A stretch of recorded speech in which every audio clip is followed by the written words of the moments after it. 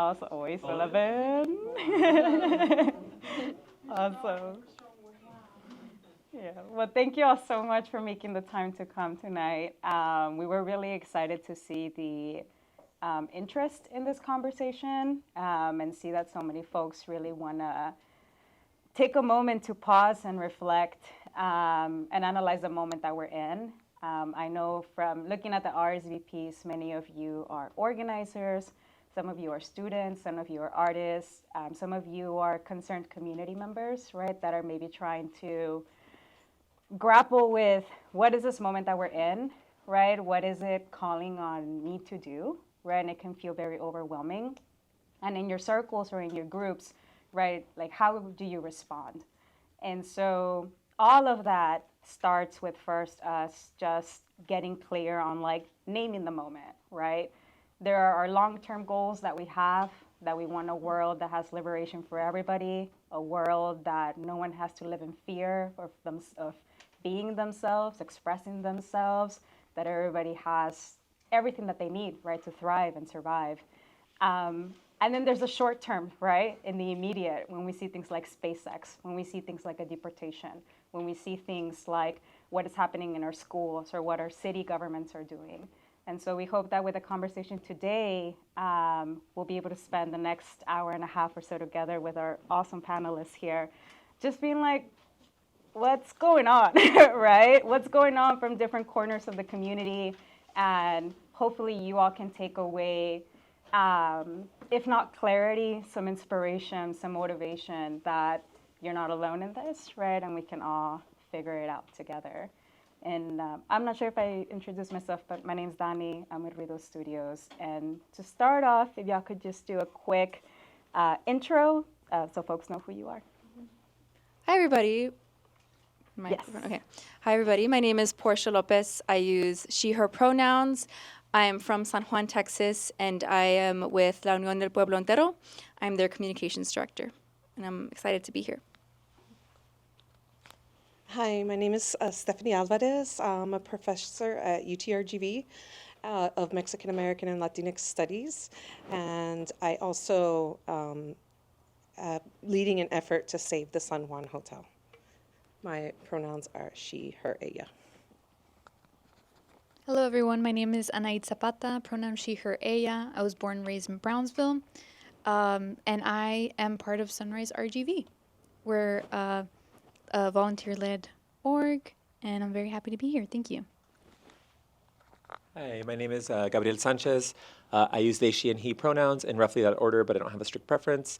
I am a native of Rio Grande City. I grew up in Mission, and I am a community historian who spent the past few years documenting and researching and sharing about the history of the LGBTQ plus community in the Rio Grande Valley.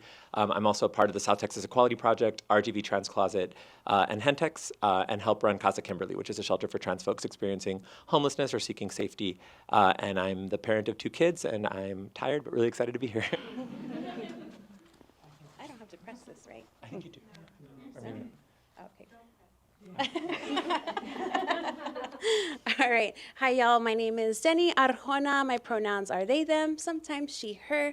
And I'm the co-founder of South Texans for Reproductive Justice from Far Texas. Been with STRJ for over a decade now. And I'm excited to be here. Awesome. Thanks, y'all. So the way that we're going to do this panel is, of course, we have some questions prepared. We're going to try our best to include, before we get to the end, some space for you all to ask questions, because we really want this to be a conversation as much as possible.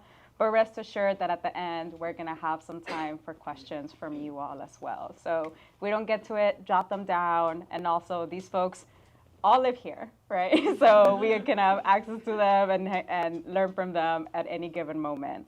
But to start off, and this is a question for everybody, since each of you work on different issues in the community, from your perspective, what are the dominant narratives, good or bad, that exist about the Rio Grande Valley and our people based on the issues that you work on?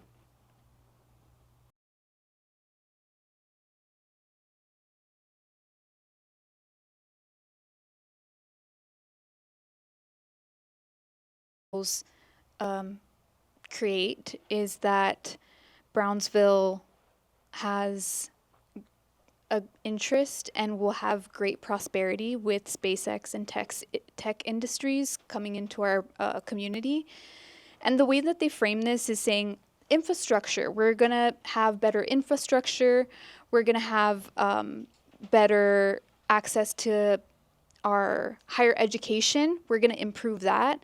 But in reality, our infrastructure, the infrastructure that they're choosing to improve specifically right now is Boca Chica Road, which leads to Boca Chica Beach.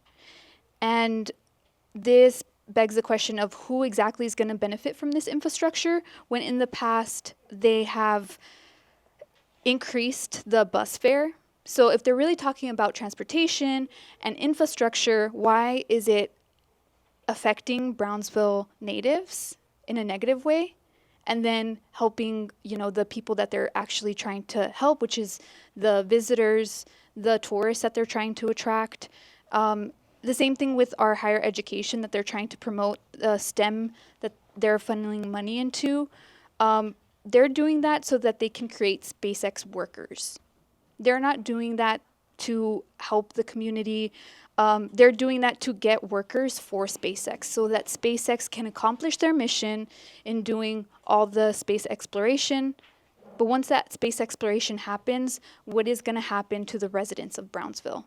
Besides the ones who work and will have economic prosperity, but at the end of the day, they're still workers of SpaceX. So how is it that they're making sure that the money that they're paying native people from Brownsville, how does it compare to the people that they brought with them, right? These are just things to think about. Where would like to go next? I'll speak from my perspective as an educator and an organizer, but mostly from the perspective of education.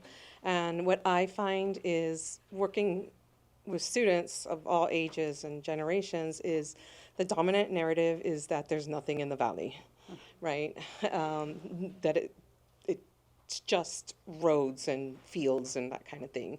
And in particular that there's no history in the valley, right? And so it's normal to probably think that because you go through your entire education without ever learning anything about the valley, except talks about, undocumented immigrants coming over, right? And so I think that's really important that we really fight to make sure that we have like Mexican American studies in the schools and even at the university. So like at the university, for example,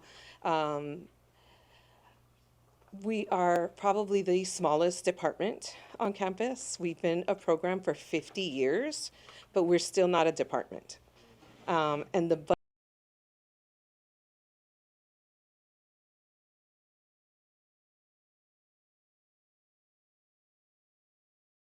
now we only have 3 faculty lines anyways.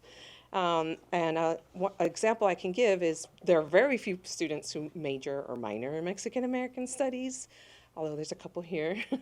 And the programs themselves, you can get a major in any part of the university, and they don't require you to take a Mexican American studies class, right? And you make students take the required classes that you value, right? But we have hundreds of English majors, history majors, art majors that are going out in the world and have no idea about anything in the valley. And so I'm not a historian, I'm not trained as a historian, but I have put a lot of focus on documenting some of the stories with the help of my kids and my students, but it's really been pushed by them. They feel sort of robbed of these narratives. And so changing them, understanding the real narrative is really important to make people more politically aware and conscious so that they make positive change and don't go to the dark side.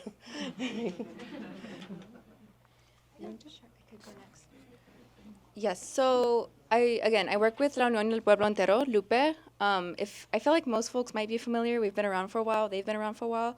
But if you're not familiar, we work like with especially recently, like very diverse set of like issues and like community members, constituents, if you will. But I think predominantly what people know us for, or at least what I hope they know us for, is our work with aspiring citizens, the immigrant community. And so I'll touch on what I think, especially recently, what the popular narrative of the immigrant community is. It's not a good one.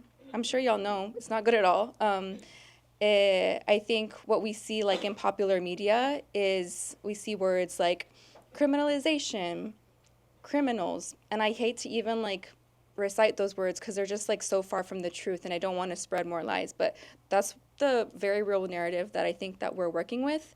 That we, and I feel like Dr. Alvarez and Anaid also said it, that we're a space that doesn't have a whole lot of much of anything other than like the frontera.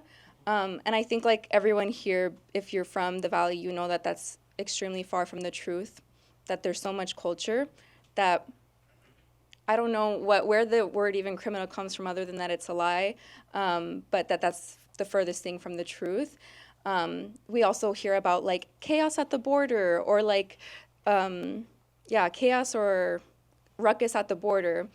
And I think the truth is, and we could get more into it, that we do maybe have chaos at the border. I don't think it's our constituents or like aspiring citizens or immigrants. I think that chaos is the hyper-militarization maybe of the border of law enforcement.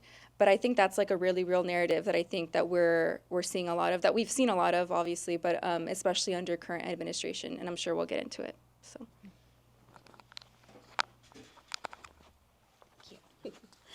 Okay, so one of the dominant narratives that I was hearing a lot when I first entered this work like a decade ago, I've still seen various renditions of it, but some of the things that were said about the Valley were diabolical, about the Valley and like people from the Valley.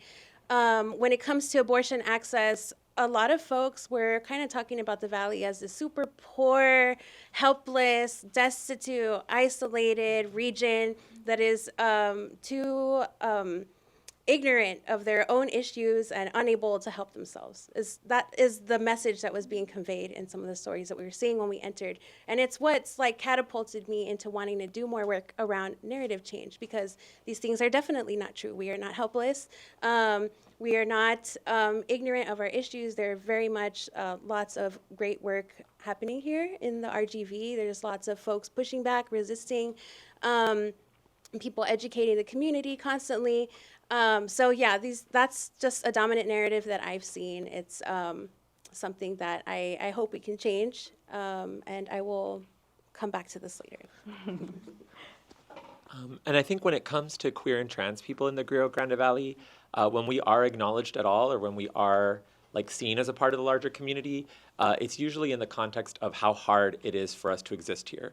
There's this dominant narrative that it's tough, it's challenging to be a queer or trans or gender nonconforming person and to be from the Rio Grande Valley or living in the Rio Grande Valley. So much so that a lot of times you hear, well, why don't you just leave? Or why don't more people just leave? And I think for a long time, I internalized the narrative that if anybody wanted to be out or visible or authentically themselves, they'd have to leave. I think I internalized this narrative, like a lot of people do, that being queer or being trans and being authentically yourself was inherently incompatible with the Rio Grande Valley. And so we hear a lot about the challenges and the struggles. And I think it's part of a larger narrative to kind of simplify our culture as one that is unable to acknowledge or accept complexity or diversity, right? But we hear a lot about the challenges, and it is challenging. Like, it is challenging in a lot of places to be a queer or trans person in America. But I think that narrative about it being hard and it being tough erases how our community has survived here for centuries, for decades, for generations, how we've found ways to support each other, to create community despite the adversity. And I think that narrative that it's tough to be queer or trans in the Valley, it's impossible to be queer or trans in the Valley, erases the fact that we have always existed here, we've always been here, and we've always found ways to support each other and survive through a lot of creativity, through a lot of resilience, through a lot of like commitment to visibility, even when it came with a lot of risks. And I think that that narrative gets erased completely. I don't think that that's part of the narrative about being queer or trans in the Rio Grande Valley at all. And it's a disservice to like the history and the legacy of our communities. But I also think that another thing about, like, another dominant narrative about the Rio Grande Valley is it's always framed in terms of the current political moment. Like, it's always framed in terms of, some people talked about the border crisis, some people talked about militarization, about SpaceX, but it's like we're a region that when we exist to the larger world, we only exist in terms of recent political stuff and recent controversies, and that ignores the fact that there is a long history here, right? Like, a lot of times we're framed in terms of debates around immigration, and that erases the fact and kind of lets, you know, the dominant culture off the hook for the fact that there have been people here for centuries, for millennia. And that's not often acknowledged when all we're caught up in is this current, you know, debate or the current moment. And that I think applies to queer and trans people too. A lot of times people see it as this, like, you know, like journalists or people from outside of the region want to write these sensationalistic things about queer or trans people existing along the border, while erasing the fact that we've been here for decades and we've, you know, have long histories of the spaces that we've created and the family networks we've established. And so I think those are two of the dominant narratives that I think hurt our community. And then one last thing really quickly is, like, I think one thing that it's often framed as like a positive about the Valley is like the importance of family. But for a lot of queer and trans people, navigating that can be really challenging. But I think that there's another deeper, more complex story that often doesn't get acknowledged about how we create families, and about how we take the good from our family of origin and also create that and merge that with chosen family in a way that's very Valley. So we're going to try to go as in-depth as possible, but in 5 minutes. We'll start with Anaid. And first, I just want to shout out the Sunrise RGV folks, because in the last weeks, they've collected 10,000 letters to the city of Brownsville commissioners, right? Asking them to divest from Elon Musk and all his cronies and stuff, right? And that's hard work. You know, I always tell people that do like national work, it's like, it's very different for you to do a petition targeting Trump versus the mayor that like everyone knows, right? And like their kids go to school with your cousins, right? It's different. Like you see them at Walmart, right? But you all are doing that stuff. So can you tell us about the campaign and what you all are trying to achieve? Yeah, so I just want to acknowledge like all the people from Sunrise. Like I said, we are a volunteer-led group, so it really is everyone.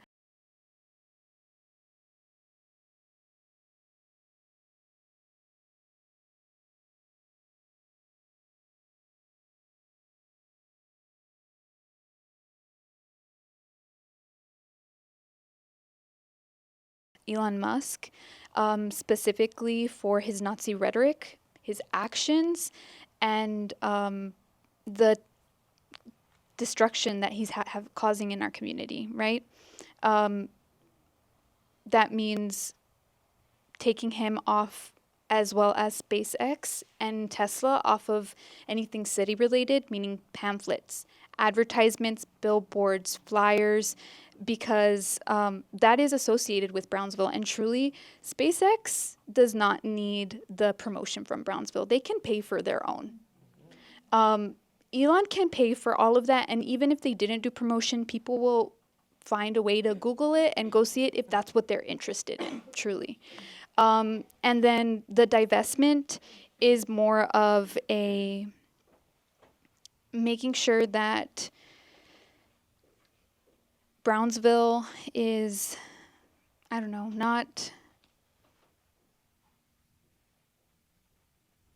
Brownsville is not creating pathways for SpaceX and Tesla to profit off of Brownsville. Yeah, sorry, I'm a little nervous. And, you know, I think one of the things that SpaceX really, I'm so sorry, can I have the question again? Yeah, just, you know, telling us about the campaign and what you all are trying to achieve through the letters. Yeah. So in the end of the day, this is a narrative campaign, we're trying to make sure that people are aware that SpaceX has this power over our city commission, and that we call out our city commission saying, hey, are you really going to invest in this company with your time, with your energy, and with taxpayer money, essentially? Because at the end of the day, SpaceX is causing a lot of destruction to people native from Brownsville and the working class. So are the city commissioners and the elected officials in Brownsville going to work for billionaires, or are they going to work and serve the people from Brownsville? So we want to make sure that people from Brownsville are hearing that, and if it resonates, to go ahead and take action, join Sunrise in our future actions, like in the State of the City happening in Brownsville, March 26th. We are planning an action. So if you feel strongly about the stuff that is happening in Brownsville, in SpaceX, even if you're not from Brownsville, honestly, this affects Cameron County and the whole valley. I'm pretty sure if y'all live in Cameron County, you felt the shake a long time ago. People from Brownsville, Los Fresnos, Harlingen felt it. And this truly affects everybody in the valley. So if this resonates with you, we invite you to come to our meetings so that you can hear more about our actions. But yeah. Thank you, Anaid. Thank you. Very well said. The next question is for Denni. Governor Abbott has turned Texas, yeah, I needed a break after saying that. He's turned Texas into an extremist state for a lot of reasons, but specifically for the work that you do, an extremist anti-abortion state. I think people have called it kind of like a playground, right? Like they test political stuff down here and then ship it all across the country. We see people having to flee the state to receive the care that they need, or in the most tragic circumstances, people have died as a result of the hostile policies. Can you tell us more about the current moment we're living in when it comes to abortion rights and repro justice? Yeah, so there's so much to unpack here. I don't know if I'd be able to get through all of it. I'm going to do my very best to help you understand the context of like how we got to this point and why what's happening is happening right now. To give you a little more context, so Roe v. Wade, which guaranteed our right to access to an abortion, was overturned a couple years ago. And because of that, the abortion bans on the books in Texas were able to take effect. So currently, abortion is completely banned in Texas. There are no exceptions for rape or incest. There is technically an exception to provide life-saving measures, but that's a sham, and I'll tell you why in a while. And there are quite a few laws, actually. I'm going to focus mostly on two. There's another law that targets abortion providers specifically to scare providers from providing care, and it's working. So the laws threaten abortion providers with 99 years of jail time for providing an abortion and a $100,000 fine. So you can be damn sure that abortion providers are going to do everything to comply with the law. But the unfortunate part is there's so much ambiguity in the way that these laws are written. There's no clear-cut way to say what counts as life-saving care. So because of that, doctors are put in a position where they either deny care or they delay care until it's deemed life-saving enough. So the unfortunate thing that we're seeing when people end up dying in the hospitals, a lot of the time, they might show up to the hospital needing some sort of care, but maybe their life isn't in jeopardy yet.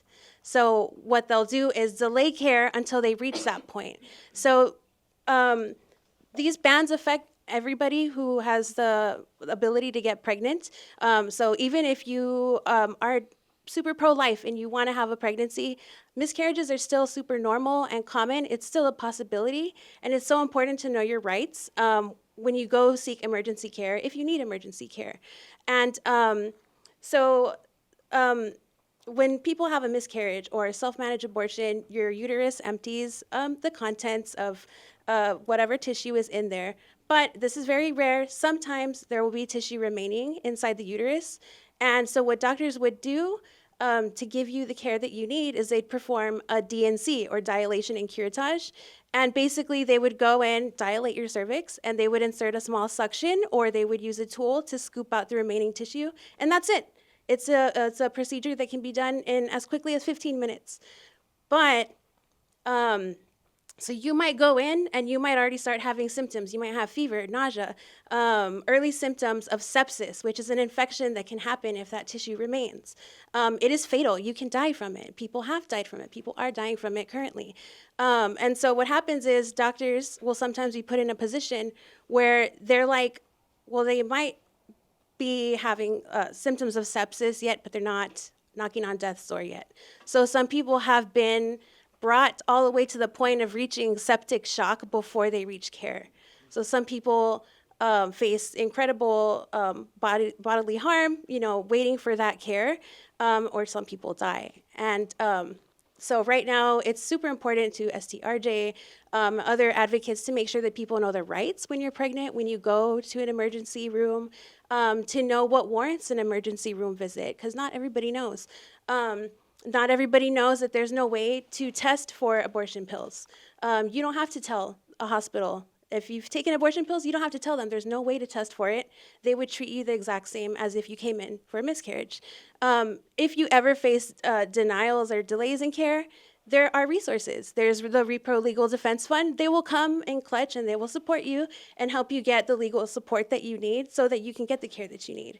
If you're unsure about your symptoms that you're experiencing after a self-managed abortion or a miscarriage, there's a hotline that you can call. It's called the Miscarriage and Abortion Hotline. You can talk directly to an abortion provider and explain your symptoms, and they'll be like, yeah, go to the emergency room or whatever. They'll walk you through the steps that you need to go through. So that is like the biggest thing that we're seeing right now, just making sure that folks know their rights when they go. And yeah, I mean, this applies to everybody. Anybody who has the ability to get pregnant should know. Y'all should know. Everybody should know, because everybody, is going to know a pregnant person in their life. So, yeah. Thank you, Denni, for that info.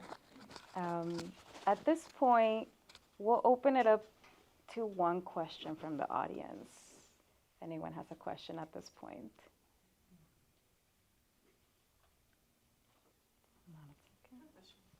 If you go to a different state where abortions are legal and then come back to Texas, what happens? So that is an option for a lot of folks. If you have the privilege of getting time off from work and you have the funds to get to an out-of-state abortion and you don't have to wait for a long period of time to get an appointment, that is definitely an option. However, some folks do have to come right back immediately after. And there's no one available, or there's not enough trusted abortion providers or doctors who used to provide abortion that folks can trust in to come seek some sort of aftercare. So that's definitely an issue in the Valley for sure. There's only like one trusted doctor that I know of who used to work for the former abortion clinic. She's not local, but she's super committed to providing care in the RGV because there's a major gap there. So if folks need some sort of assistance after they've had their abortion, they can come and they can speak with a doctor. Or they can reach out to the Miscarriage and Abortion Hotline.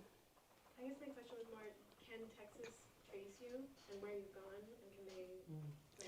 They've tried. They have tried, and they will continue to try. We just kind of gotta. I guess we kind of just gotta like wait and see how that plays out. But they have definitely tried banning like how you like the interstate travel just to get to an abortion. They've tried to ban doctors who live in protected states from sending pills over. So they're trying from every angle to ban abortion. Okay, I'll move on with the questions. This one's for Portia. The Trump administration is promoting more border militarization, to say the least, and resources for mass deportations. I'm sure you all saw when even the campaign trail. I never thought I would see in my life posters, thousands of people holding posters that said mass deportations, but we saw that. And while many would say South Texans support these policies because of recent election results, We've also seen mass anti-ICE protests all across the valley with thousands of people participating. Saw in McAllen, La Feria, Brownsville, I think in Port Isabel, there was some. I think there's been all over. And so what's your take on these like contradictory things, right? There's like the election results and the mass protests. What should we take from the moment? Okay, firstly, I think I just want to like applaud Ruido for the very good question. I'll say it's a very good question. It's a loaded question. I'll say working at Lupe, reporters have been asking this question all the time. Why did the Valley turn red? Why did Stark County turn red? And it's one that we've been trying to like be careful with their answer about. So I'm gonna answer a little bit as Portia, and then I could give you a little bit of Lupe context. We love it, yes. So I think as Portia, the first thing I want to do is dispel a few things that I fell into at the beginning when we got the election results and Trump was first elected. I don't know if y'all know, maybe it's just me chronically online, but one of the things that I was seeing was a lot of finger pointing from people in our community, and maybe myself too a little bit at first before I caught myself. And it was finger pointing as to like why Trump got elected, especially here in the Valley, like why maybe we turned red or whatever. And it was like, it's because Latino men, it's because my tios and my dads and my primos, my toxic boyfriend, or it's because of non-voters too. It's because non-voters, they're the ones who got Trump elected, or third-party voters even. Which maybe I fell into the Latino men too a little bit, like I was like, yeah, but no, that's not true. And I'm here to like say that to dispel it so that we don't keep doing that. Because the pointing fingers at each other, I think, is exactly what the people in power want. And it's not just the Trump administration. I think it's Democrats too, and I'm saying this as Portia. Democrats too, and like billionaires and all the people in power. And I think that those are the true culprits. And if you're asking the question as to like why maybe we saw more Trump votes, first, I guess, the true culprits, the Democrat Party. We don't have to like brush around the fact that like they don't always do their job. They don't always represent us. And like we only have these two parties, right? Or at least that's what it feels like. And they drop the ball a lot locally. We know locally, right? We know with everything that happens locally, statewide, federally, we're not represented. And like we said it in the beginning too, like whenever the Valley is talked about at all, it's for this like political chess game, like agenda, right? So, and it's done by like both parties, it's done by everyone. So that like, hey, can we acknowledge all here that like Democratic Party like really failed? And so people are feeling a little helpless too. Like we've had Biden in administration for the past X years, and nothing has tangibly like helped us really. Like prices aren't good. Like we're having a hard time like living. We're being exploited still. We also don't have like a hard stance from like parties on like issues in general, on immigration. Like I'm talking about the Democratic Party, like, where's the backbone, right? Like, when it comes to things, and, like, there's a lot of swaying that happens, again, federally, locally, statewide, and so that's a real issue, I think, that we need to acknowledge. The other issue is, obviously, the Republican Party and Trump administration. One of the things that I could say with Lupe context that we've been seeing at Lupe, and what we're hearing from folks is a whole lot of misinformation, a whole lot of spread of misinformation and lies, which I think I could confidently say, and maybe we all know, that the Republican Party does so freaking well. They're really good at spreading lies and saying like these bold proclamations that have no merit or verity to them, but they're good at it. And I think, again, it's a really loaded question, and I'm sure there's like multiple realities and multiple truths in one. But when you couple like this Democratic Party who says to uphold these values and uphold us and then doesn't, with a party who sees that and like feeds us lies and also tells us like, hey, we're gonna, I don't know, like cut taxes, which we know isn't true, right? Because they're not cutting taxes for us. It's for the themselves and the billionaires. But when they tell us this and we hear it, I think that is a perfect chemistry concoction for like what resulted.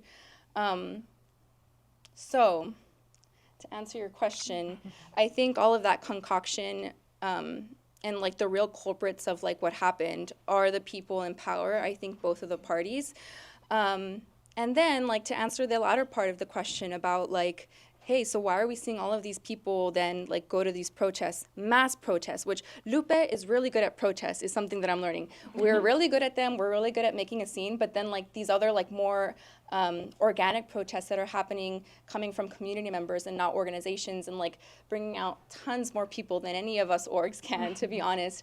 I think it's the realization, whether people are conscious of it or not, that the people in power, the parties, don't care about us and aren't going to keep us safe, and they're telling lies, and we're seeing it with these very real raids and deportations quite literally happening in our backyard. It's like our tios and tios small businesses that are being raided. Like, these aren't nameless spaces, and they never have been, but it's really close right now, obviously. I think people are realizing that we're the ones that we need to rely on, and that we're the ones that keep each other safe. And maybe I sound like a broken record, but I think that that's like where these mass protests are coming from. It's this realization that we're the ones that keep each other safe, and we can't rely on folks in power. We can't rely on false promises to get stuff done, because it hasn't worked. It never has. Yeah, I think Thank you. that's my take. That's my take with a little bit of Lupa context. A whole lot of misinformation. I'll also say that, like, just to give an example, like, we'll have like members come in and be like, oh, it's because my son sent me a TikTok and Trump said he's going to cut, por ejemplo, like the most recent thing that was said was he was going to cut taxes for servers or for service workers. Tips, there you go, thank you. For tips. And we were like, girl, like, that's not entirely correct. Like, he also said that, like, there was like another piece of information that was like entirely missing. Like, he was also going to cut overtime for those workers too. So my point is a whole lot of misinformation. We're trying to be like, okay, so should we fight fire with fire? I was like, my friend was like, let me look for another TikTok that like actually shows the truth. So that's where we're at right now. And I think, again, like, to answer your question, I said a lot, but to answer your question, folks are realizing that false promises keep being made, that we keep each other safe. And I think that's a really real realization, and it's unfortunate that it takes all of this, like, for people to realize. It takes people feeling the effects of, like, the criminalization of our community and militarization of our community. But I feel like that might be where we're at right now. Yeah. No, I love that you mentioned how we are so quick to blame each other, right? And like, maybe you should challenge your tío, right? Like, but it's so much easier, right, to be like, oh, it's them over there, right? And then we're all fighting each other, divided, right? And not really building that community that we need to fight the real culprits, right? Or like the Elons, right? And the people that are siding with billionaires, or the Abbotts and the Trumps. So thank you for that. And then also your points on misinformation.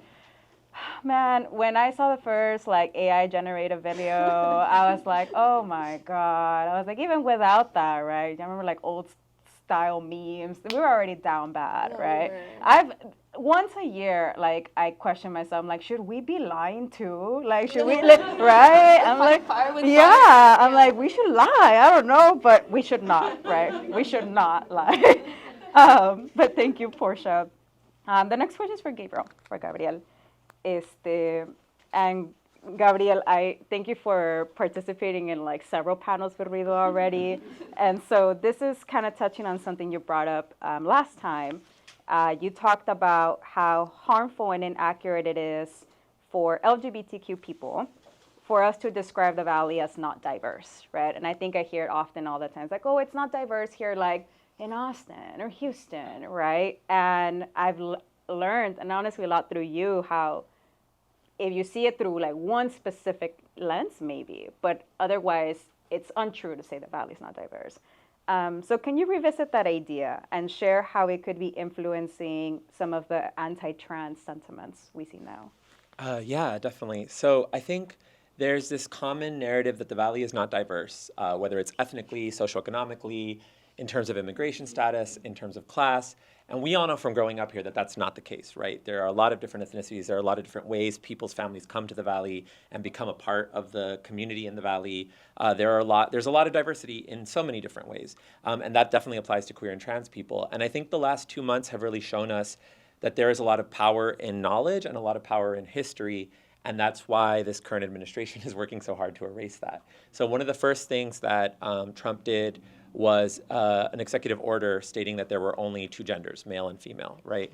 And then pretty quickly after, people within the Trump administration started removing mentions of trans people from the little historic acknowledgement there was in official government sources. So for example, the Stonewall riots, which was a riot led by a diverse group of people from within the queer and trans community, but definitely spearheaded by trans and gender nonconforming people, removed all mentions of trans people, and it just says LGB people. So the T, the Q, the I, and the A are gone.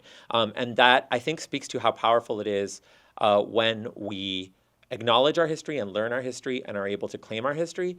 But when it comes to the Rio Grande Valley, one of the things you hear people talk about a lot is that it's traditional, right? That it's a very traditional place, and oh my God, how hard it must be to be you in a place that's so traditional, right?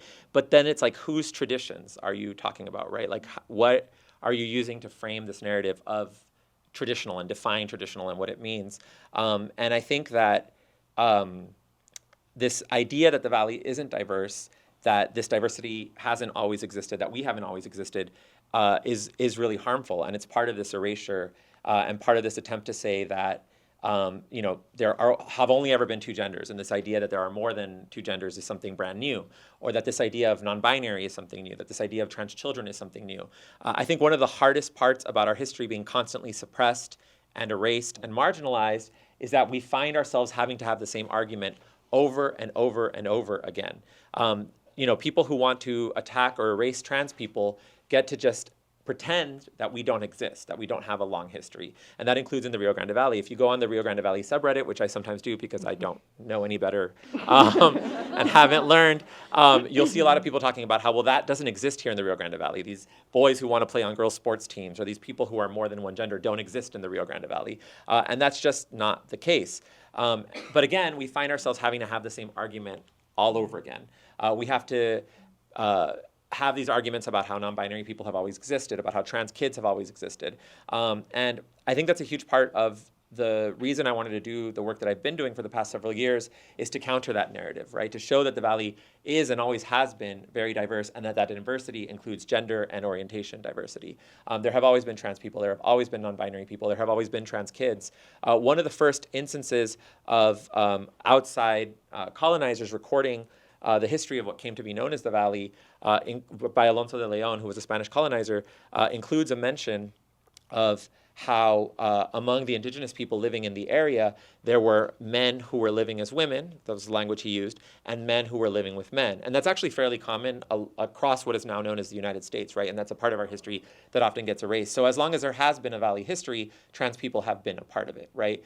We are as traditional, we are as native to this area as anything and anyone else, and that is proven by history, right? Even if people want to suppress or erase or deny that history. And so there's no way that you can say that the Valley, that transness isn't something that happens in the Valley when we've literally been documented here since the 1600s, but have existed for millennia before that. Sometimes people say, well, maybe there were trans people, but this idea of trans kids is something new. And one thing that I've been doing on the Instagram account where I share some of this history is documenting pictures of trans kids from the Rio Grande Valley in the 60s, 70s, 80s, and 90s to prove that this isn't the case. We're in Harlingen right now, and in the 1960s, there was a trans girl who grew up here in Harlingen, whose parents allowed her to, as best as they could, given the restrictions of the time, transition and live her life as she wanted to live. And she eventually became one of the first trans women in the entire United States, I think one of the first 11 to receive gender-affirming surgery. And she was from right here in Harlingen, and she grew up as herself from a very young age with the support of her parents. And that was a traditional Valley Mexican family here in Harlingen. right down the street from here in 1992, a group of trans and non-binary and gender non-conforming kids put together a play commemorating the Stonewall riots at a gay bar called Zippers, just down the street here on Harrison. And then another thing that we're constantly having to relitigate is this idea that like drag queens are inherently harmful to children. That's also an erasure of our history. Literally straight down the street here on Jackson, there was a gay bar called The Planet, and in 1994, several drag queens, many of them trans, got together to do a drag show to raise money to support a child living with HIV who had been rejected by the rest of the community around him, who had been kicked out of school, who had been rejected by his extended family and by the community around him. And those were the drag queens and the trans people were the only people supporting this child. And so even in a place like Harlingen that often gets branded as conservative, as traditional, this diversity has always existed, even when the language didn't always necessarily exist, right? So again, there have always been two-spirit people, trans people, people living outside the male-female binary, and there have always been people who discovered that at a very young age. But the reason it's harmful to repeat this narrative that the Valley is homogenous, that it's not diverse, is because you're erasing that, and you're allowing people who want to erase the validity of trans existence to win by even giving credit to this idea that we haven't always existed here, because we have. Thank you. Thank you for coming with like the receipts, right? I feel like I'm in the middle of it, right? I don't like. Well, we're always in the middle of it. It's true. Yes. Thank you for that, Gabriel. The next question is for Dr. Alvarez, for Stephanie. You're leading an effort to stop the city of San Juan from demolishing the San Juan Hotel, a historical jewel. And I want to say personally, I really admire and appreciate the work that you've done on the San Juan Hotel and how important it is for work like yours to happen. Because before that, I only knew the San Juan Hotel when they were going to do like those spooky videos, right? Like they would go like Halloween and find like the spirits. And I've learned so much more about it now. And so can you tell us about why the city wants to demolish the hotel and why are you fighting to stop them? Thank you. There's some seats over here. I know some folks got in late. I don't want you to be embarrassed. Yeah. That's great, Gabby. Thank you. No, they're good. I really just want to comment on everyone else's and ask them more questions, but I will talk right now. I'm going to start with how I got involved in this and share as much as I can within these 5 minutes. In 2016, I taught a class in the city of San Juan. We would meet in the city every week, and we were doing a mural. My students wanted to do a mural. You did one in 2012. We want to do one too. So I'm like, oh God, okay. And so the mural we were doing was at Mayfield Park, and I was like, who's Mayfield? Like, why would San Juan is pura raza? Why would they a park? Who is this great man, right? And one of the first things we did was go to the San Juan Hotel, because the San Juan Hotel has a historical marker dedicated to Tom Mayfield. And on that historical marker, it said he was a Texas Ranger in 1915. And as soon as I saw that date, I was like, oh, this is not a good person. There's no way this is a good person. That's the period of La Matanza, or La Hora de Sangre, some people call it, where they believe thousands of Mexicanos were murdered and lynched by the Texas Rangers along the Rio Grande Valley. And the marker said he had earned the community's highest respect. And all of us were like, what? Who's this guy? How come we've never heard of him?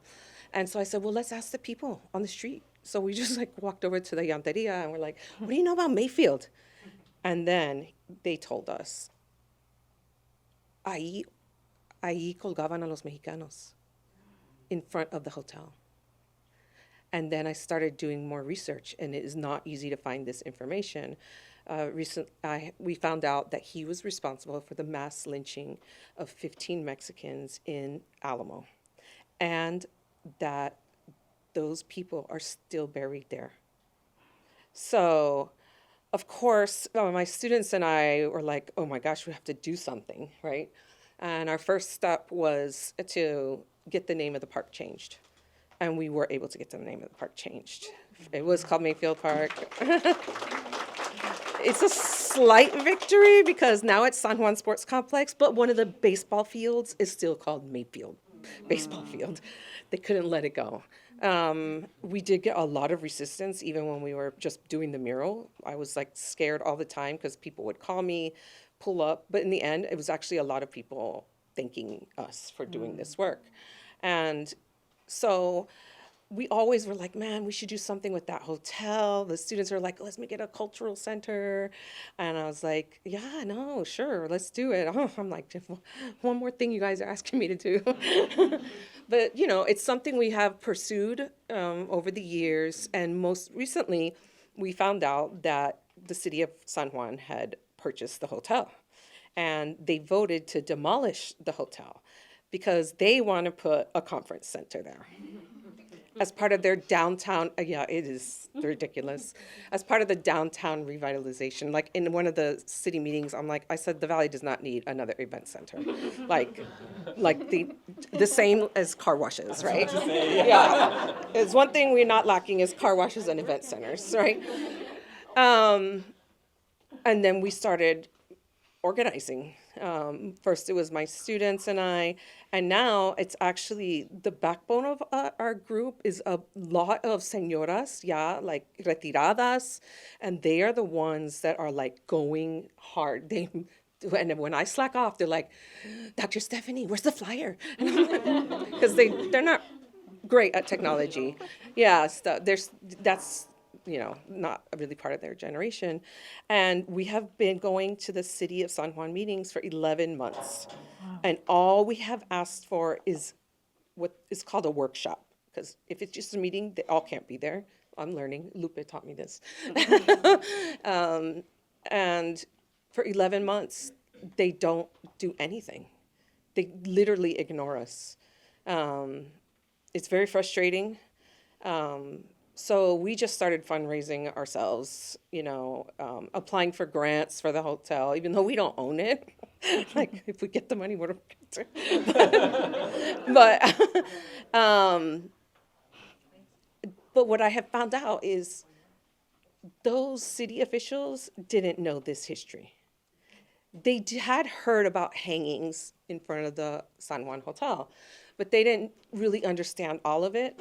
And the reason why this Tom Mayfield is connected is not just because of the hangings. He lived there the last few years of his life, and the city paid his rent.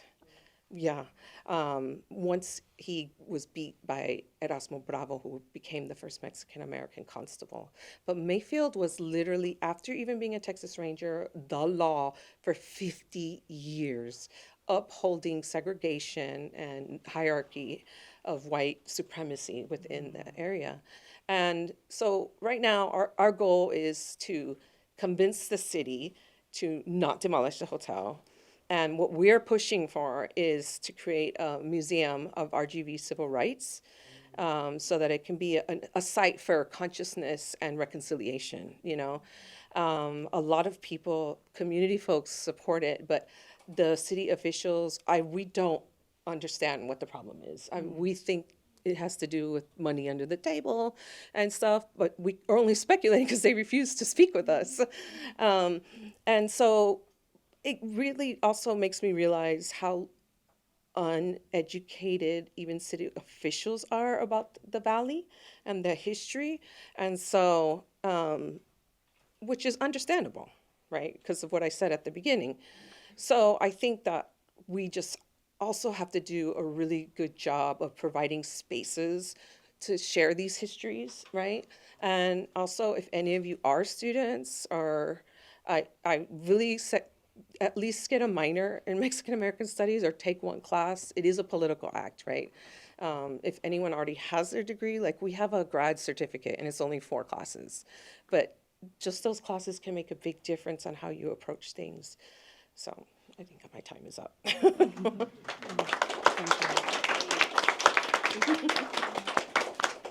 Thank you so much for sharing that. Yes, go. Oh, just so you, you can follow us at Save the San Juan Hotel on Facebook or Instagram. We also have a petition. It has 800 signatures, which is a lot, I think. They still don't care.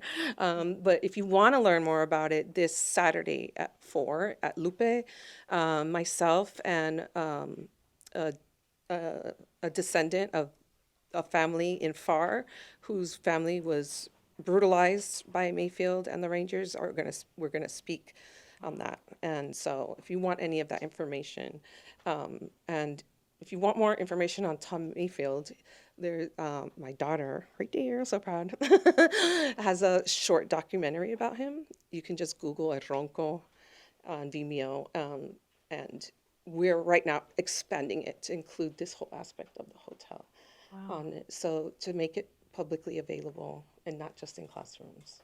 Yeah. Wow, thank you for that. Yeah.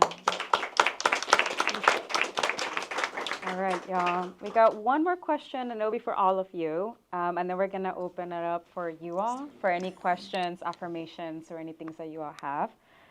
So I talked a lot about what's weighing heavy on our chests, right on our backs. But we do this work to also create new narratives, right? And so much of this work is waking up every day and choosing to believe that a new world is possible against all odds, right? At least that's what I tell myself. Like, it is possible. And when I have a hard time believing that, I look to people like you all, right? Or many of you in the audience. And so what new narratives do you envision or do you hope that we can create about the Rio Grande Valley?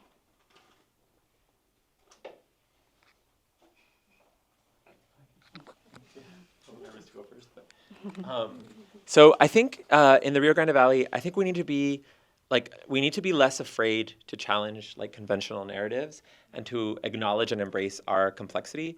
For example, my son has to go to school my son goes to an elementary school named after, he's in a pre-K program, but a school that is named after Andrew Jackson, who's a colonizer who was responsible for actually removing some of his ancestors from their traditional homelands. When there is a prominent, should be more well-known abolitionist from the Rio Grande Valley with the last name Jackson, right? So, ¿qué les cuesta to rename it Nathaniel Jackson Elementary, right? And they don't have to change the font, they don't have to change the logo, right? But I think trying to do that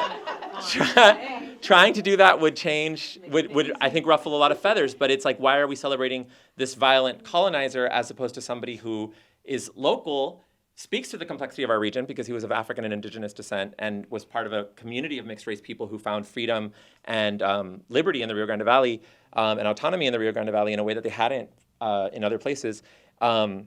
Why are we so scared to acknowledge that complexity and to like claim that as our own, right?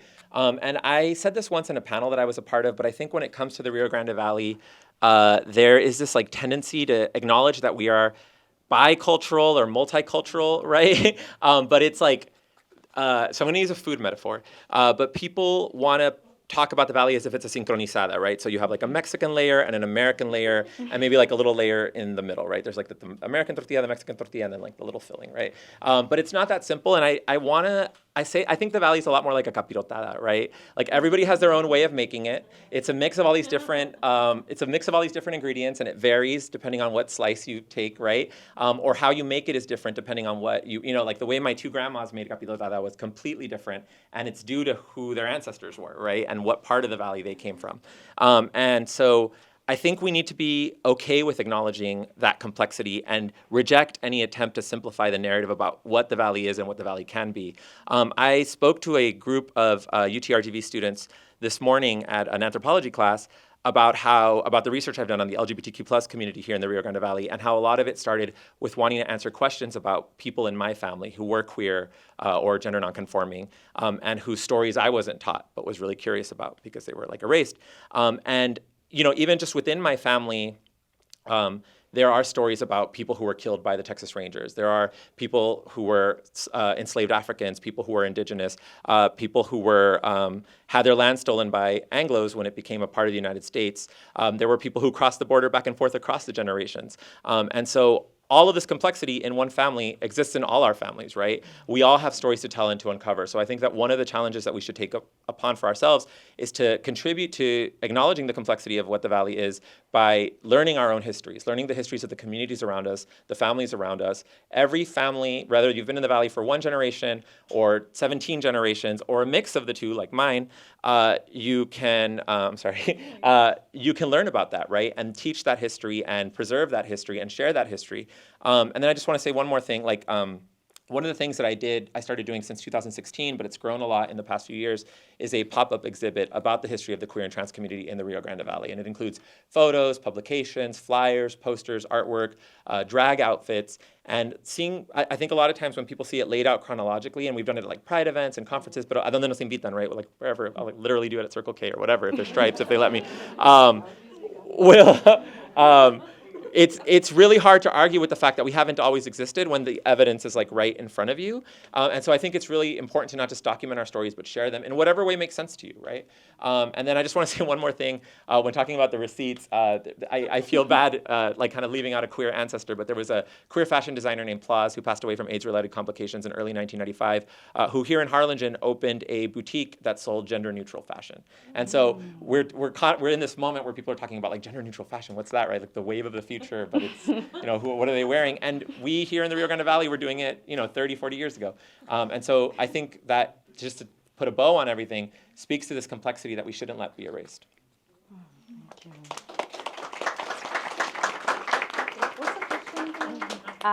What new narratives do you envision for the future? I just want to agree with everything Gabriel just said, basically, to start with. I do think that it's so important for us to provide this information to public audiences. And just a side note, connecting to what you mentioned, is that the speaker we're having on with me is a descendant of the Jackson family. Yeah, and we're going to have event April 12th, and one of the things that we're doing is we're going to have like what do you call them, like oral history booth recordings, so that community members can come and document their stories that they have about state-sanctioned violence against their families, stolen land, whatever it might be, because we want to make sure people have a space to I think most of you know it is so important to share your stories. And for me as an educator, more and more I talk about it as also intellectualizing your experiences through your formal education, that our students deserve that opportunity, because every white kid does, right? Every heterosexual person does, right? And so their lives are affirmed from the day they get into the classroom.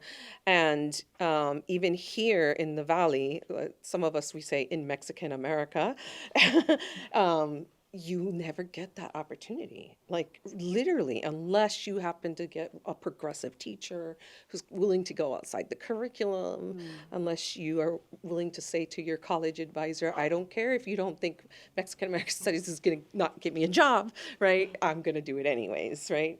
And so I just think collecting these stories, documenting the stories, sharing the stories is really important for healing, but also to change the narrative, right?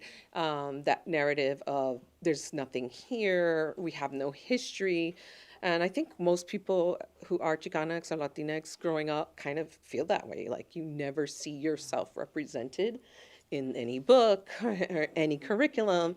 And what that means is you don't belong here, right? You can't imagine yourself as an actor in society or even societal change, right? Because you don't have the knowledge of it, which is no one's fault, right? It's the systems in place. So I just really think that narrative can change a lot. We have a rich history here in the Valley.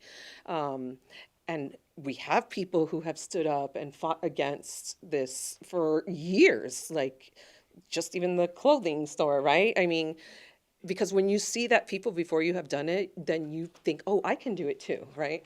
And so I just really think that's important. And I also do think it's really important to acknowledge that a lot of the older generation has so much trauma around these events that their way of dealing with it is not speaking about it.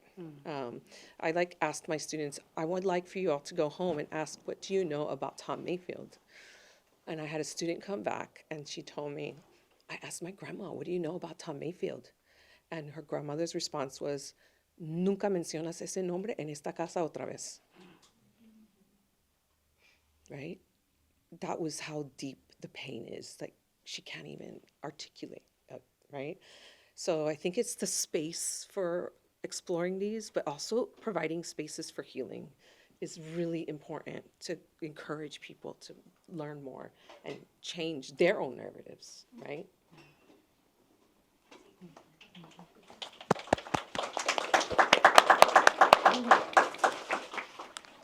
Okay, so I feel like a few people came in a little later, so just like to provide a little bit of context, Portia with Lupe, we are a multi-issue org, but also like primarily or like heavily focused on immigration and helping like aspiring citizens. And one of the beginning questions, like to take us back, was what are like the current narratives of our community, our border community of aspiring citizens, immigrants? And I shared like a very popular negative narrative. And also, I'll also give an example. At Lupe, we deal daily with reporters with the news. And one of the things that they keep pushing on us, a narrative that they keep pushing on us, which is a popular narrative, is this narrative of fear. Their questions are always, okay, what's happening in your community and how scared is your community? Like, talk about how scared the aspiring citizens are. And we're like, girl, no, like, maybe, sure, but like, hey, what we're trying to do is pivot from that. And so the question is, what is a narrative that we hope to like put out? People are scared, sure, but also like, let's not dwell on that, because also it's not like entirely true, because this has been happening. Like, we've been being used as scapegoats, aspiring citizens, immigrants, us, even if we're like not first-gen immigrants, like we are descendants of immigrants, I think. We've been used as scapegoats before, so this isn't anything new. And I think the narrative that we're trying to push at Lupe is what I said in the beginning, letting folks know that like community is where it's at. Like, we're the people who keep us safe. It's not like who we think it is. It's not like the people in power. We have been through this before, like history, not even just like Mexican Americans or like mestice people. We see it everywhere. You know, brown and brown people of color are constantly being criminalized. It isn't anything new, and I think the narrative that we need to push is the other part of the initial question was, hey, we've been seeing like mass protests everywhere. Like, people are showing up and showing out for our community, and that is like actually what the Valley is. Like, the Valley is community. Someone else said it before too. Like, we're also like traditional in a good way too. Like, we care about family. We care about whether it's like our blood family or like chosen family. And we know that families are what create communities, and communities are what create a nation. And immigrants and indigenous people are our nation, are the backbone. They're quite literally like the fabric of our community. And so I think the narrative that we need to be pushing is one of community. I think we need to put the microphone on ourselves and not let folks like sway the story of the border. We can't keep putting can't keep letting it happen that like Abbott and these other people who don't even know what they're talking about with the Valley will come and try and talk for us. I think we need to stop that, or we need to combat that, right, with like sharing our stories, sharing the truth. Yeah, I don't know. We're seeing it with like, I think we've seen it before, but like I think the protests are really just like a good visual for like how much of us there are, and how there's more of, I don't know, I don't want to sound like a broken record, but there's more of us than there is of them. And I think that is a great narrative, and it's also the truth. Right. So. Thank you.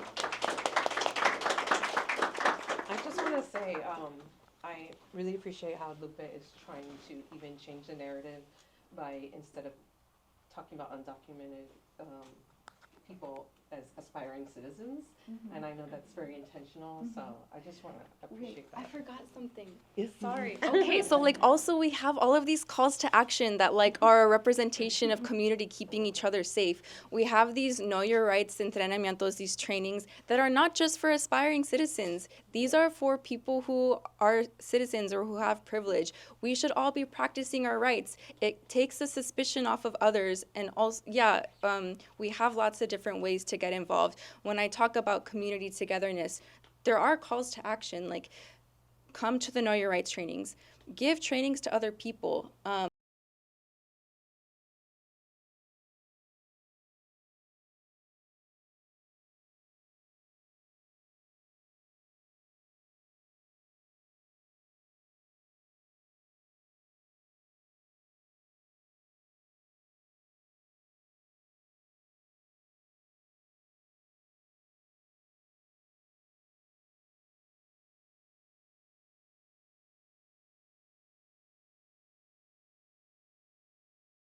And this has been happening a lot. Here in the Valley, our like backbone of our economy is, or the way that people are employed is medical. It's not union jobs, I wish. Those trades, right? And then people who, migrants who work in the field, right? And trade jobs and migrants often are worked to the bone. They work crazy hours and they get hurt, so they go to the hospital, right? Do you see like the connection, right? We are workers. We are workers to city officials and a lot of people who hold power in the Valley. And I hope that with the work that we do in Sunrise, we open people's eyes to that city officials are not working for us. They are public servants, but are they actually serving the public, or are they serving their own interest? Are they serving whoever lines their pockets or lines the city's pockets to do more things that they want to do, right? So one of the things that Sunrise is working on is people versus billionaires. And again, that ties into Elon Musk and SpaceX, because we really want people to be aware of what's happening in our community in Brownsville and in the Valley. And we want people to see that other people care. There is power in unity. And that is why they've ignored you in San Juan. That's why they keep ignoring us in Brownsville, because they know that enough people talk about it, and if they actually acknowledge us, they're like, oh, I have to do something. They know that it's wrong. They know that what they're doing is not right, and they're ashamed. And I hope that a narrative that comes from this is that people see that there is power in unity, and that when we hold these city officials accountable and hold the mirror saying you don't actually care for us, you're just lining their pockets or your pockets, and you're not saying what you're actually doing, you're just painting a pretty picture, they're going to be like, oh, you're right. But it really does take a village to do that and make them accountable.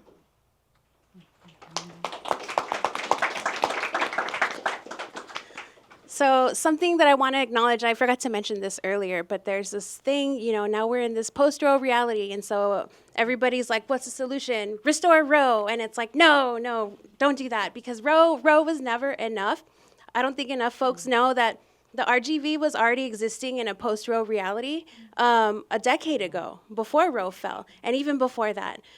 So I think right now we have an opportunity to create something better, something that actually serves the Rio Grande Valley. And something else that I really like to see is that, we're not associated as just a ground zero for testing bad bills. We're not just a community where all these bad things happen to us. It would be amazing to be seen as a place of resistance or a place of liberation, because that is what we are. We, like so many folks here, fighting back on every level. We've had so many collective community wins. And I mean, yeah, billionaires should know, fuck around and find out. They're gonna face pushback. I don't know. Expect pushback at every level. yeah, I don't know. I guess I kind of think of a while back, there was an abortion ordinance that was trying to be passed in Edinburgh. And so they were trying to make it a sanctuary city for the unborn. There's no abortion clinic in Edinburgh. There was never one, but it's just to prevent abortions from ever happening there. So it was Texas Right to Life. At the time, they're a very hardcore pro-life organization. They were passing sanctuary city ordinances in other Texas cities. They were getting passed. And so Texas Right to Life came down and tried us. They fucked around and found out. And we stopped that bill from passing. So we are totally capable of winning tough battles. It would be nice to just, know that, be recognized for the strength that we have. We're not just resilient. We are so much more. I love that. I just want to mention something that I've been thinking about a lot, and that is we really need those folks that identify as male, right, to step up and do some of this work, because you can just look at our panel and it's mujeres, femme, trans folks, non-gender conforming folks that are carrying the majority of the burden. I don't even need to know them. I'm certain everyone on this panel is exhausted, like at the point of like, I'm going to die. Like, I don't know, that's how I think sometimes, literally. So I just think it's really important for you all who identify as male, and maybe not you, because you're here, right? But even if you look at the audience, just saying, right? We need you all to step up. We need you there, because I think a lot of times, in my case, and I'm sure it's the case with others, they don't take us seriously because we're not men, right? And, yeah, they'll shut up. They don't know what they're talking about, right? I mean, we don't stop, right? But it's something I do think we need. We really need more folks coming to the plate to do the work. Thank you for that. I love that you mentioned that, because I think it's so funny that you see it even like in social media followings. Like, I've worked with several local orgs, and even the social media following always skews like 80% women, right? According to like the gender that you have on the metrics, right? But I will say, I think like it goes to show how important the work that you all do and everyone in this room does. Things are changing. And like, I'll say like one man that I interact with the most in my life, I don't interact with a lot of men, I'm a lesbian, right? So it's my dad, right? It's my dad. And he's he has his politics. But recently, I think so much of these stories of like billionaires versus the people, it's just like struck through him in such a way that he's like sharing videos with me now, and then he's like, is this true about Elon, right? Because now he doesn't know what to believe with AI. And so I do feel like there's something changing, right? And it might not be this like flashy, fancy way that maybe we see in other places, but it's meaningful, right? And I see it in our families. And so I think that you're right. I think this horrible political climate also presents an opportunity, right, to organize and bring people to the table that normally wouldn't. Right. Yeah. No, I agree with you.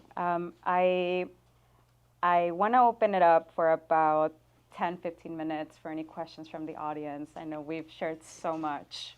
Any folks want to have questions, even affirmations, whatever you want to share? I have a question. Mostly directed towards Dr. Alvarez, but also I would like answers from everyone else. My first step towards radicalization was finding out there was a Mexican-American class at UTRGV. I was like kind of Aztec pilled. Aztec is so cool. My ancestors were Aztec. And taking American history, or Mexican-American history, kind of opened this whole world of it's so much more than what is like media-based canon history and white canon. And I remember learning about the term white canon, and I was blown away. And learning about Mexica and all these places. But going outside of that and learning into more recent history, one of the things that kind of impacted me a lot was learning about the bleach baths when people would cross. And when I heard about that, it affected me in such a way that was, I mean, it was terrible. It was terrible learning about things that, I mean, that happened not that long ago. No. And then you're telling me about this, about the hotel, and about these lynchings. And my kind of question is there pieces of history that kind of impacted you all towards radicalization? Specific things like you learning about Tom Mayfield, specific names, specific places in the Valley, and for Mexican American history, Mexican history in general, things that we should know about as a community, as people that our grandparents might have faced that we didn't know. I mean, I hear stories from my parents and my aunts and uncles that, I mean, I never really knew about. Things that they faced, things that they saw, from places like Veracruz or places in Matamoros. So deeper within Mexico and places here in the border. So just like an open question of specific terms, history, just points in the right direction for us to radicalize ourselves and to radicalize others, specifically with Valley history or Mexican American history. Yeah, thank you for that. I didn't, like I said, I didn't know anything about Tom Mayfield. I can share my own personal journey through education, for example. I got a bachelor's in Spanish, a master's in Spanish, and a PhD in Spanish. And one day I saw a sign that you could study in Santa Fe, New Mexico. You could study Chicanx literature. And honestly, I was interested because it was like in 2 weeks I could earn 3 credit hours, right? So, but so I asked the department, can I take this as part of my coursework? Of course, it's Chicano literature. And they said no, that it had nothing to do with Spanish. And I was like, what the, right? And then, so I didn't take it, but then I took some other class that I didn't need. And I was graduating with my PhD in my last semester, and it was the first time I realized that Latinx folks in the United States wrote. Like, I was like, what? We have literature? There's things in Spanglish, you know? And that changed me forever, like as an educator. I was like, no one is, I don't care what I'm teaching, is gonna be Chicanx or Latinx studies, right? And so that moment for me changed that. But I think I personally as an educator, I see this of all of our students that come into like the classroom, is it's the first time that they've ever even talked about this history, learned about it. And most times people are upset about it, which is good, you know. That's one of the reasons, one of the excuses they give for not teaching it is that, oh no, kids, they can't learn about that. I'm like, do you know how many Holocaust books my kids read between elementary school and the 12th grade? I mean, I would always complain. I'm like, oh my God, another one, right? But if we can do that, then why can't we learn this history? You know what I mean? And it's fear, right? And I think that fear is really that we're going to radicalize people, because they will. The majority of them, it might be major radicalization or just personal, right? And so it's super important, you know, to find these spaces in the community. And if you can't find them in the community and you're able to pay for classes at the university, even if you don't get a degree, right, you can take a couple classes, and then your curiosity will probably lead you to more and more things. Anyone else want to talk? Yes. So I think a piece of Valley history that kind of radicalized me goes back to 1977. I mentioned earlier that the RGV has been existing in a post-Roe reality well before Roe fell. Well, in 1977, they passed the Hyde Amendment, and that banned the federal funding of abortion through like Medicaid. And there's a story of Rosie Jimenez, who was the first person to die as a result of that ban. She was actually from here, from the Rio Grande Valley. She attended UTPA. She was 27 years old. She was a single mother. And she was studying to become a teacher. And unfortunately, she needed an abortion and wasn't able to access one and had to seek help from, I guess, like a midwife at the time downtown. And she developed sepsis, which I talked about earlier. And sepsis ravaged her body, and she passed away in what is now known as the McAllen City Hall. Used to be McAllen General Hospital. And so Rosie is often referred to as like the first known person to die as a result of the Hyde Amendment, but she was so much more than that. She was, like so many of us, from who lived here in the Valley. She enjoyed going to South Padre Island. She loved rock music. She loved to style with her little bags and stuff. Like, she was a whole beautiful human and mother. And so hearing that story just kind of shook me. I was younger than Rosie at the time when I heard her story, but I was like, this could be like my friends. This could be like anyone in my vicinity. This could be a sibling. And so, yeah, I guess like coming to a reckoning with that history and then realizing like, oh, holy shit, we're in a post-war reality right now in 2014 at the time. So it's just, these stories have just really made me want to like continue to advance reproductive justice, really make sure that people are aware of this history, and make sure that, we're continuing to advocate for Medicaid expansion. Texas is one of a dozen states that hasn't expanded Medicaid coverage. One of the leading causes of maternal deaths is that people don't have access to prenatal care or continued care after they give birth. Medicaid usually cuts off funding after a certain point, which is a vital time for people who have given birth. So advocate for the expansion of Medicaid coverage. Also, just note the Frontera Fund is also, they have a bill called Rosie's Law that they are trying to get passed that does expand coverage to cover abortion. I'll try to answer it really quickly, or did someone? No. So I think I was really, and I'll try to keep it really short because I want to leave space for other questions. I saw some hands up, but I think I was really fortunate, and some of it was just a combination of that I was really curious.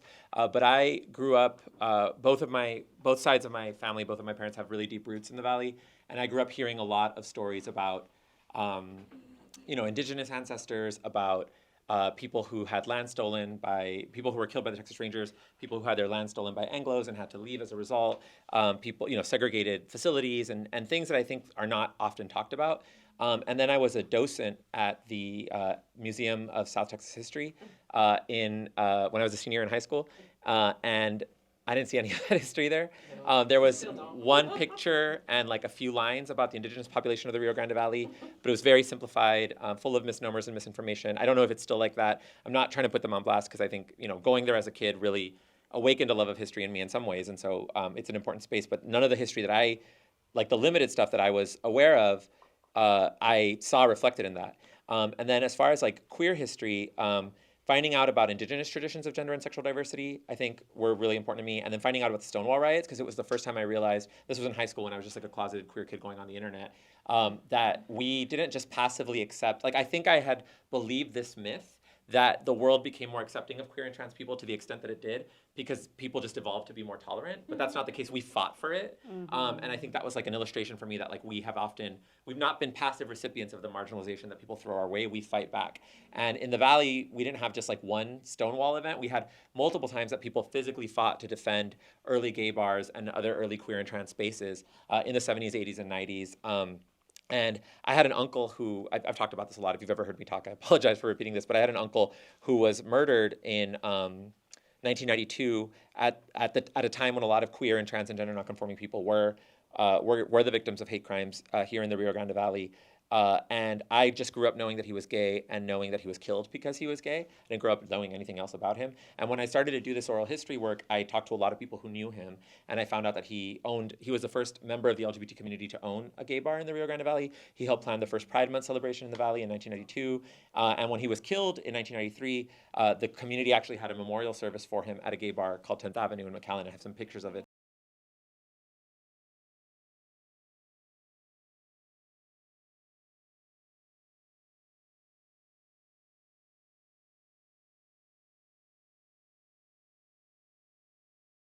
I think that was a moment for me that kind of inspired me to want to document more of these histories. And one of the people I really wanted to document and have done a lot of work to try to share her story was a trans woman who was killed around the same time named Candy Red. And I think that there's a tendency to say like, oh, she was a poor trans woman, she was murdered, right?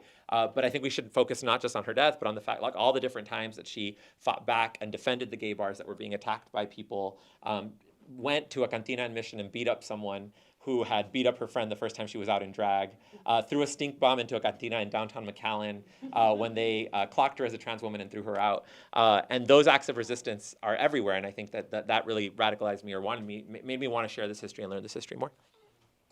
Thank you all. I know this is such an important question, but there are some more back there. We'll start with the cap. Hi, first just want to say thank you so much for this. This was amazing. My name is Juan Pablo Alvarado, he, him, ed pronouns. So I work with Green Latinos. They are an environmental justice nonprofit org focused on the Latina community. And specifically, I focus a lot on climate disinformation. So on the topic of disinfo, yeah, there's so much to be said there.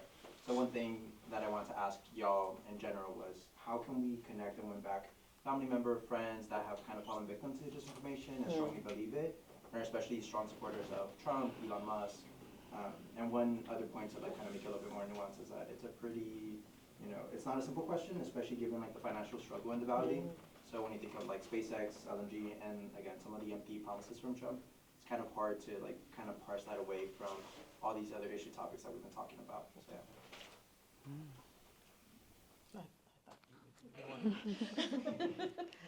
I don't know. I feel like what I think like I'll tell you what not to do, and that's like kind of what I said in the beginning, like not to point fingers and not to like blame people and like make people feel bad about like their beliefs. I think that could be like one of the most polarizing things when we like talk about partisanship and like difference in ideas and like beliefs and stuff. It's really easy for us to start pointing fingers and blaming each other, and then there's just like no communication. There's like a firewall between like people with different beliefs, and they just like what end up happening a lot of times is we'll just like stop talking to each other and like stay to our circle and like only talk to people that we have like similar ideas and beliefs with. And I think I appreciate that your question like talks about like how we could specifically talk with like family members, because I think that's where we should start.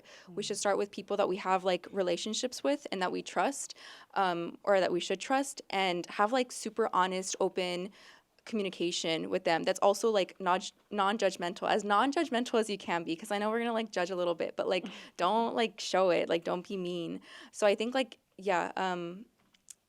having open and honest conversations, also like being open-minded yourself, like meeting people where they're at, and I hate to say it because like I don't know, but like maybe meeting people where they're at a little bit, and I think that's a good starting point. And then I mentioned also like fighting fire with fire. If they're showing you like TikToks with like misinformation, like speak their language, like send them back TikToks, or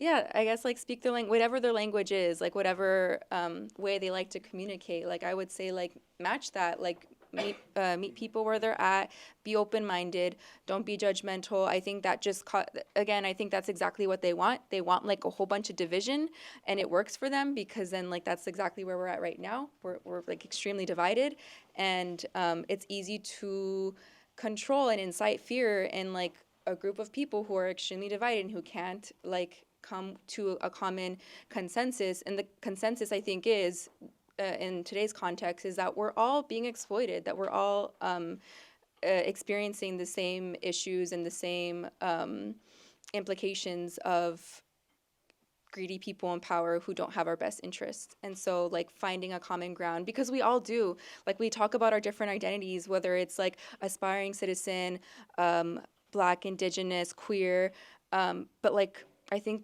the understanding is that all of our struggles are connected when we're talking about reproductive justice and like the privilege that some have to go out of state to seek reproductive care. It's an immigrant issue. It's an aspiring citizen issue, because those folks don't have the privilege to go. So recognizing that, we're all connected. If your family member has like an entirely different lifestyle, chances are you guys are not as different as you think you are, and there is a common ground, and finding that common ground and having that open, honest conversation is what I would say. I just want to, oh, you want to go ahead first? Are you sure? Yeah. Okay. I talk funny. I wanted to say listen to them, but listen on the concern. It might be like a rant about, well, Elon, blah, blah, blah, blah, blah, right? But what is the concern that they're trying to voice? Because most of the time it's financial, but that's when there's an opportunity for you potentially to provide them a new narrative. One of the intros to Sunrise is a video about AOC talking about the Green New Deal, about how the Green New Deal presents opportunity for people who work in the oil industry and in the tech industry to use, let's say they worked in big oil, to use that information to work for the Green New Deal, work for green energy, and use their knowledge and being part of Green New Deal, their union jobs, where they're able to do that transfer from oil to green energy. And there's like a period in time where we're going to have to dismantle oil, right? So who are the professionals that they're going to hire? The people who are certified, who have experience, who have knowledge on it. So, and then also get that information of green energy. So I guess it's like listening to the concern and then finding resources, whether it's financial, whether it's status, whatever it is, to challenge that narrative where they're still getting the same result, but better even, because most likely it is better. But that's what I would say. Instead of, well, it's because blah, blah, blah, blah, blah. Give them a future to see that will work, that is better, and that they can resonate with.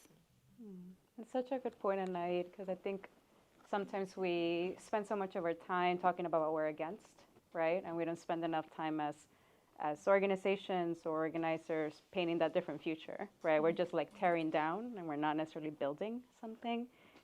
I know there's two more questions. Can and I then just mention something real quick? I Yeah, promise yeah, it'll be sure. quick. I'm just thinking about everything y'all have said. I'm just like, my brain going on how to be strategic, and this might sort of go against what you just said, but I think if we can focus on a common enemy, is right, and Elon Musk is a really easy target, right? I'm just thinking about like you talking to your mom or your dad or your tios, like, when has a white man saved you, right? Why would you think this man cares about you? I mean, I think it's an easy sell. Because let me tell you, and I only know this because my kids just graduated from high school, the boys in those classes love Elon Musk, like idolize him, right? And so I think it's maybe an approach that we can use is, Ma, when has a white man saved you? When, right? And it's been never, right? Oh, they'll probably come up with the one person who helped them with a tire on the street, but sorry. I just wanted to mention that. No, you're good. And I think Denni it goes. wants to mention something. Yeah. Go. Sorry, I'm actually super giddy that you brought up disinformation because that is another part of our work that we do a lot of education around. So a lot of people don't know this, but there are tons of fake clinics, not just in the Valley, but in Texas, across the U.S. There's like more than 200 that we know of in Texas alone. There's a very well-known one here called McAllen Pregnancy Center. They purchased the former abortion clinic, so now they own that building. But they work very closely with the Catholic Diocese of Brownsville. So we want to talk about speaking to our families and stuff. They're heavily active within Catholic communities, heavily. And they push very incorrect information intentionally to dissuade you from having an abortion or accessing an abortion.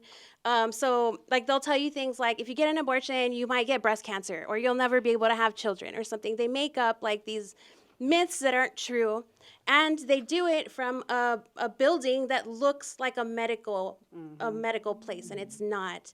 There's no medical professionals there. They're there to just cosplay and try to get you to take a pregnancy test and maybe scare you out of like getting an abortion. So something that we do with SCRJ, we're always just trying to make sure people have all the information they need to know where to go, to know what their rights are, to know what to expect when you self-manage an abortion, or to know how to just to go out of state, to know your rights. Because as Portia mentioned, it is also an immigrant rights issue. If you need to access an abortion, you need to leave. Right now, racial profiling is increasing. People could be stopped if they're traveling out of state for an abortion. It's important for you to know your rights all the way around. So yeah, STRJ is just very, very heavy on educating folks, combating disinformation. And just one last little thing, we actually attempted to try to purchase that building, the whole men's health building. The antis, of course, ended up buying it, but the vision is the same. We wanted to start a reproductive justice center so that people can access the resources they need without having to subject themselves to going to a fake clinic. So we have a reproductive justice center that's open right now. We offer free Plan B, safer sex resources. We're trying to build a family room so that people can come get parenting resources too if they need them. But that is another layer of countering disinformation that STRJ takes. Great. I'm gonna do something that I'm not sure is gonna work, but we're gonna try this. Who has questions? I know the two in the back. You're good? Okay, all right, cool. This is gonna be the last question, and then all these wonderful folks are gonna share their social media handles and emails, okay, y'all? All right, yes. So, to your comment about men, and then just now you said that the little boys love Elon Musk, and then Portia, you mentioned like finger pointing, and after I saw the stats on Trump supporters in the Latino men community, I was like, damn, that's crazy. I've also noticed like in the social media, like the events I go to, obviously there's something that conservatives and the right have gotten correct about men. There's something appealing there, right? Because they're voting for them, they love Elon Musk, whatever. So should we also try to include men more, or recruit them more, or make our spaces, more available to them?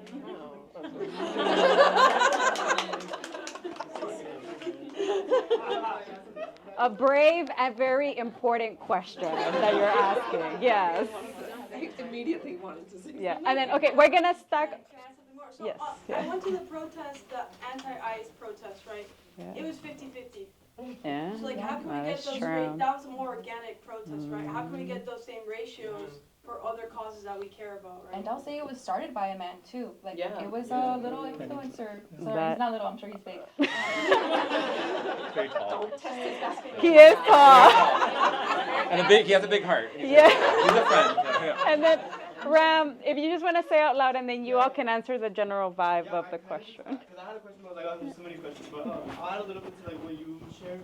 So I guess for me, like one of the things I'm thinking about too, right, is that like we're living in a moment where the administration, right, is like really weaponizing feelings, not facts, right? And they're also like really going targeting, right, the sources where we get information to fight their misinformation campaigns, right? Like databases around like demographics, poverty rates, sexual identity, all those different types of things. So I guess like to add to that, right, like how, in your you all's opinions, like how do we fight, right, misinformation when our, like, right, like they're targeting us, but they're also going after the sources that we have available to us to fight those issues. So yeah, like I'm just curious to like how, and that's a lot of like things to tie together, but I'm sure. I don't want to take too long because I think everybody else on this panel is a lot smarter than me and can probably come up with better answers. But I just wanted to start a kind of a counter conversation. I don't identify as male, but I was assigned male at birth and socialized as male. I don't spend too much time thinking about cis men because I don't really care. But especially cis het men. I'm married to a non-binary trans man, and we're raising 2 children, one of whom was assigned male at birth. So I do think about how he's going to be socialized if he continues to identify as male. But this is not an original thing. I've seen it pop up on my Instagram feed a few times in the last week.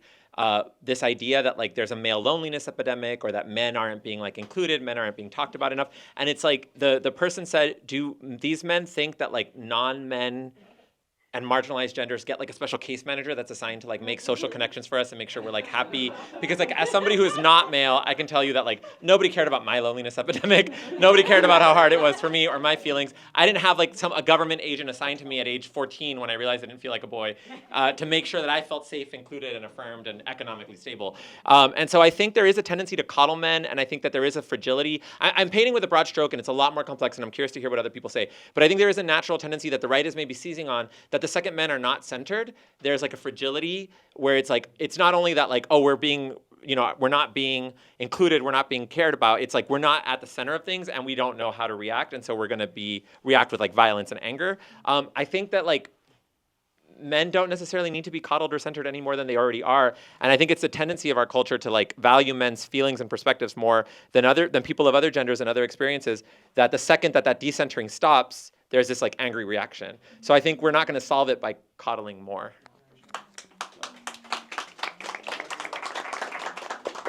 I would say I totally agree with Gabriel. And like the biggest issue is this male fragility and the idea that they are being displaced by others and they're not at the center of attention.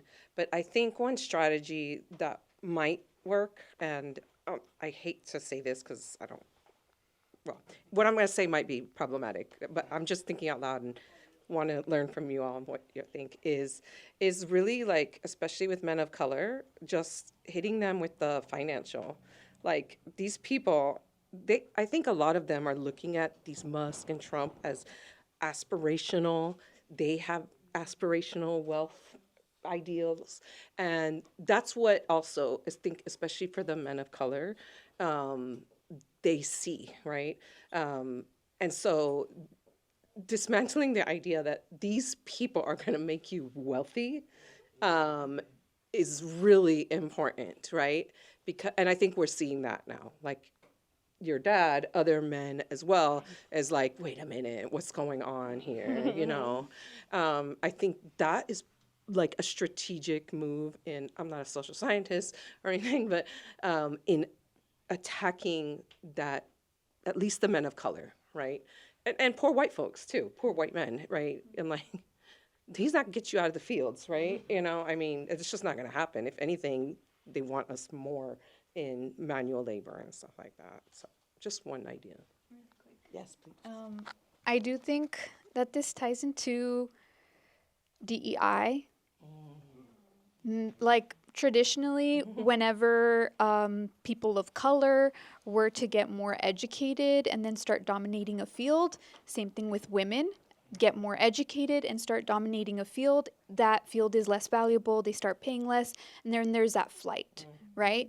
And I think Republicans and the right are adhering to this because women are more educated, because people of color are getting more educated, getting leadership roles, being active in community and shaping the community.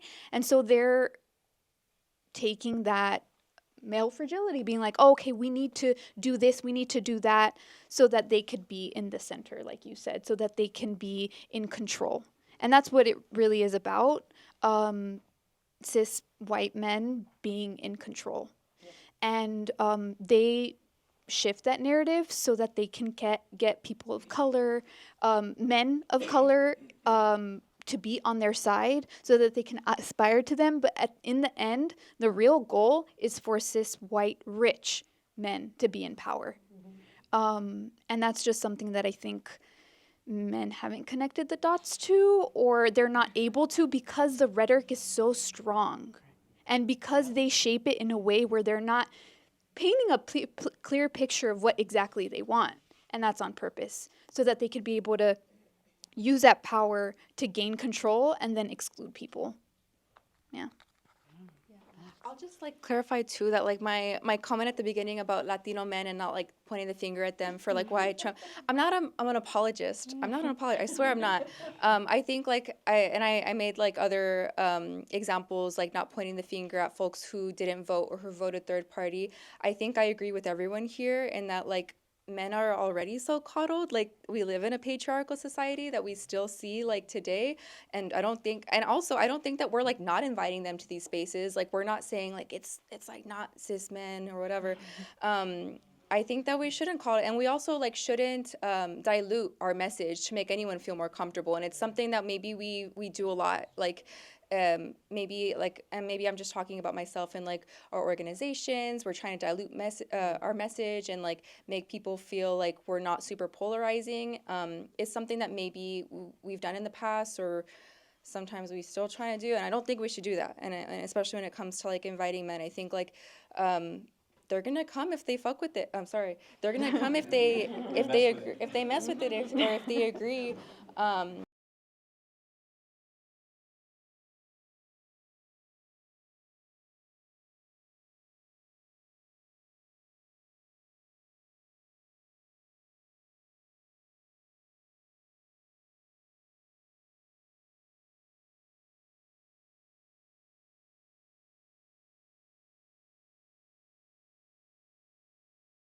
Right? You know, if they can be crazy, right? We can be crazy left, you know, and we shouldn't be scared.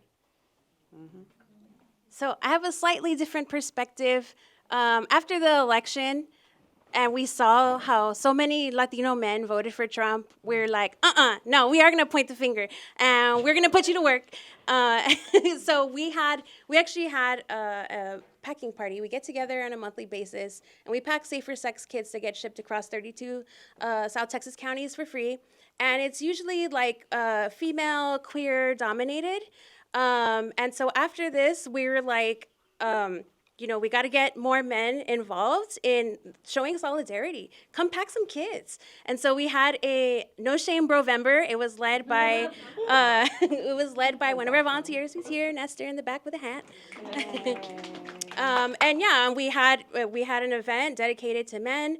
Not dedicated to men, but sorry, no. No, we had a space where men could show up and show their solidarity. Okay, not cater coddle to men. So yeah, I mean, I think there's space for everybody. I think, I don't necessarily think that men need to be holding the mic in every circumstance, maybe.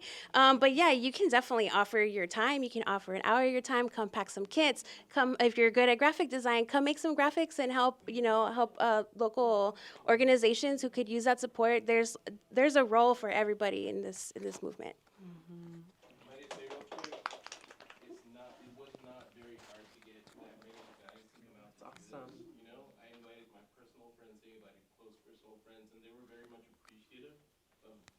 That space to talk about.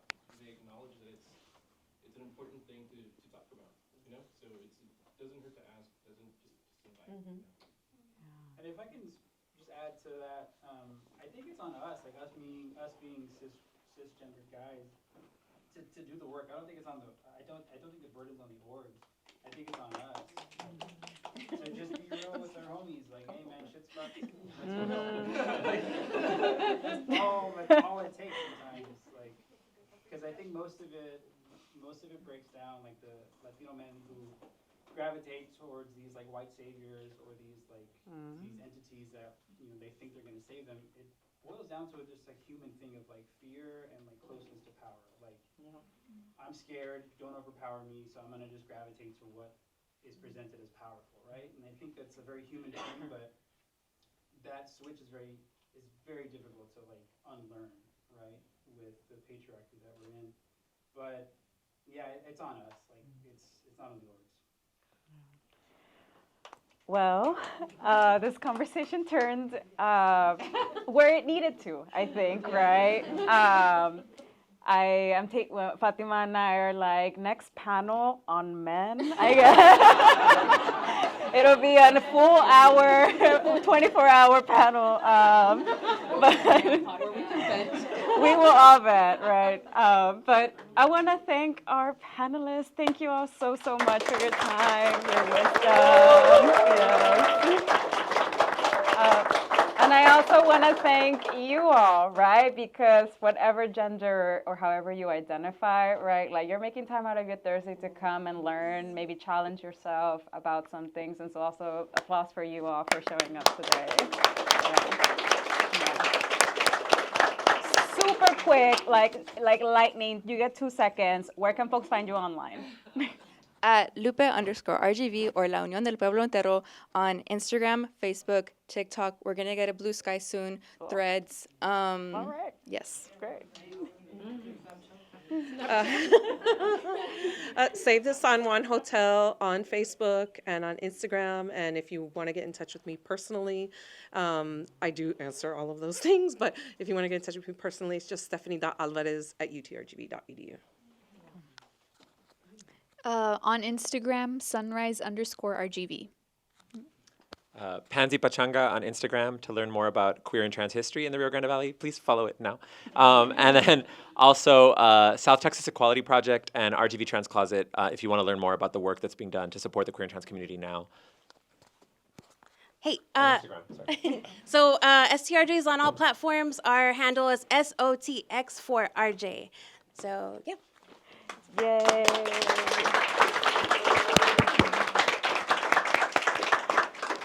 All right, I think that's it. Thank you all so much for coming. Please feel free to hang out a bit. If not, there's Bandera, and I heard there's a martini lounge literally right next door. Yeah, there is. Yeah, so. All right.